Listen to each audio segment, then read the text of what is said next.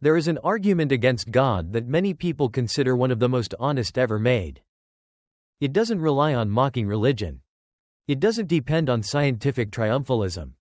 It doesn't even claim that believers are irrational or ignorant. Instead, it sounds almost somber. It says something like this: the universe has no built-in meaning, no objective purpose, no inherent moral structure. We exist because of blind physical processes. God is unnecessary.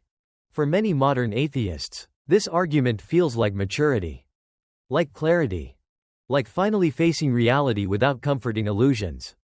And to be fair, it is a serious argument. It deserves to be treated seriously.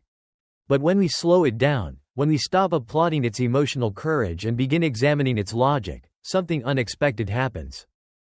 The argument begins to depend on ideas that atheism itself struggles to explain. In fact, the argument only works if certain things are already true. And those things look suspiciously like what people have traditionally meant by God. This video is not an attempt to prove God exists. Instead, it is an attempt to uncover a hidden assumption, a borrowed concept, that quietly props up one of atheism's most confident claims. Part 1. Presenting the atheist argument fairly. Before analyzing anything, we need to present the argument in its strongest form. A fair version goes something like this: the universe appears vast, ancient, and indifferent. Stars explode without concern for life. Galaxies collide without moral significance. Natural disasters do not discriminate between saints and criminals. From this perspective, it seems naive to believe that reality was designed for us. Human beings, according to modern science, are the result of evolutionary processes. Not the goal of the universe, but a byproduct of it. Our brains evolved to survive, not to discover cosmic purpose. Meaning, morality, and value emerge from human psychology and social cooperation.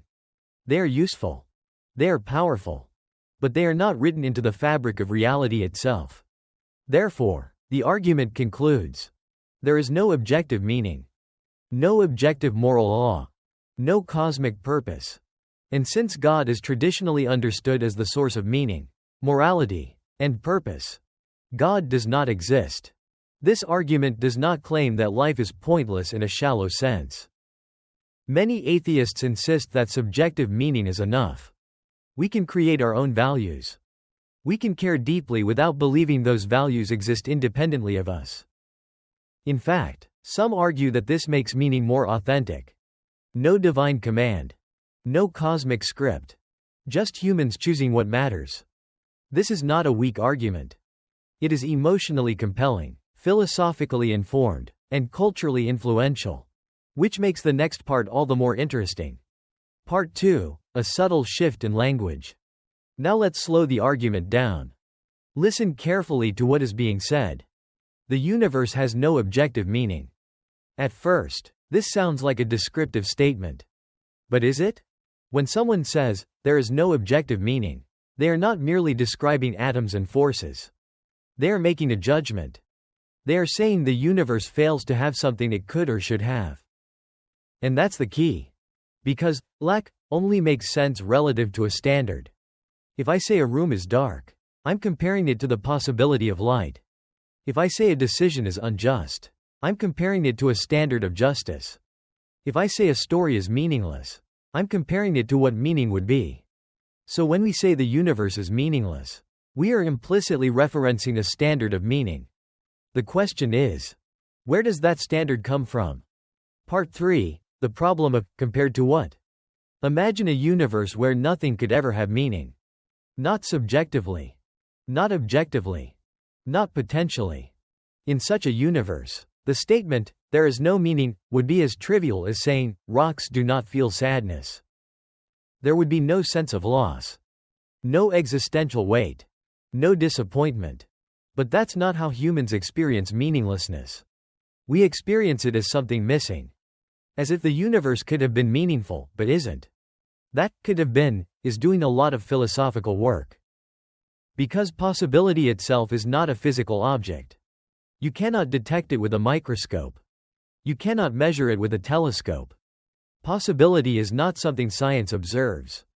It is something reason recognizes. And that recognition already places us outside strict materialism. Part 4. When nihilism makes a truth claim. Now consider this carefully. If the statement, "there is no objective meaning," is merely an expression of personal feeling, then it carries no authority. It would be equivalent to saying, "I don't like vanilla ice cream." But that's not how it's presented. It's presented as a claim about reality. A claim that is meant to be true.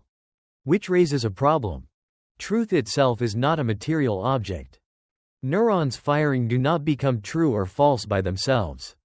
Truth is a norm, a standard.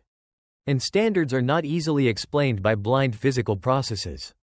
If evolution selects for survival, not truth, then why trust our reasoning when it tells us the universe is meaningless? This is not a cheap trick. This is a genuine philosophical tension acknowledged by atheist philosophers themselves.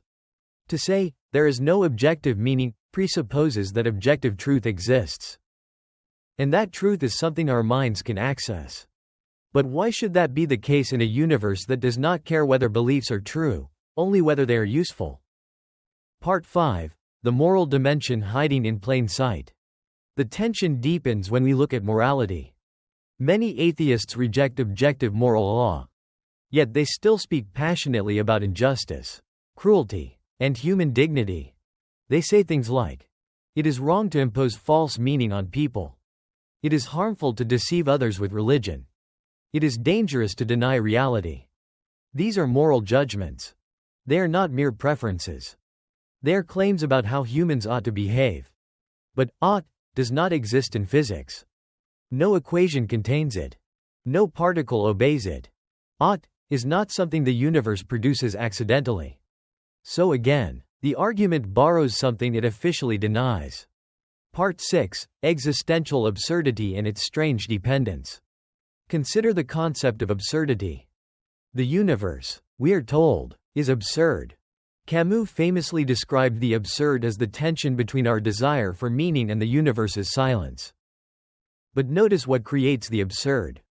Not just silence, but the expectation of an answer. If humans had no orientation toward meaning at all, there would be no absurdity. There would be no rebellion. No despair. No tragic hero. Absurdity presupposes that meaning is the kind of thing reality could have provided.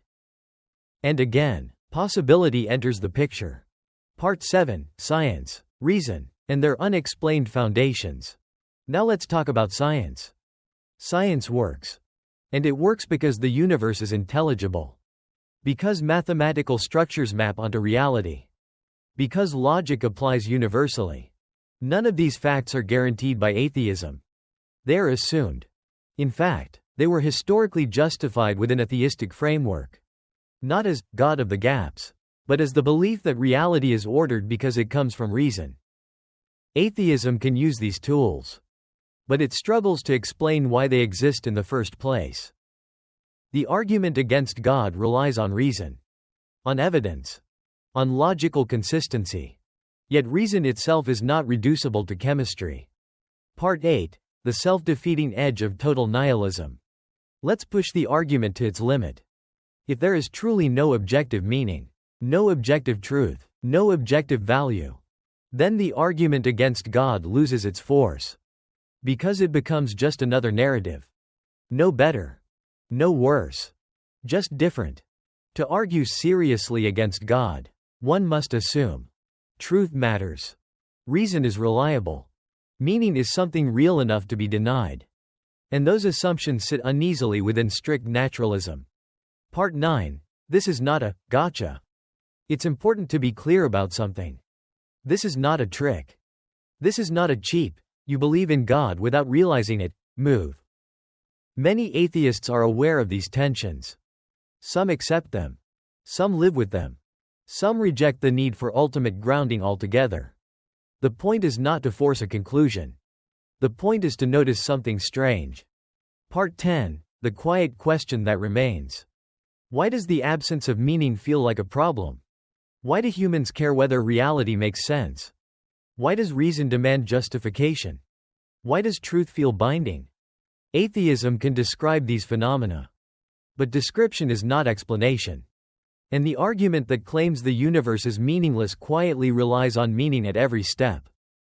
Conclusion: the argument's unintended dependence. So here is the paradox. One of atheism's strongest arguments. That the universe has no objective meaning, and therefore no God. Only works if objective truth, rational norms, and meaningful standards already exist. The argument does not disprove God. But it does something unexpected. It points beyond itself. And perhaps the most interesting question is not whether God exists, but why even the denial of God seems unable to stand on nothing. Maybe the question is not, is the universe meaningless? But why do we expect it not to be?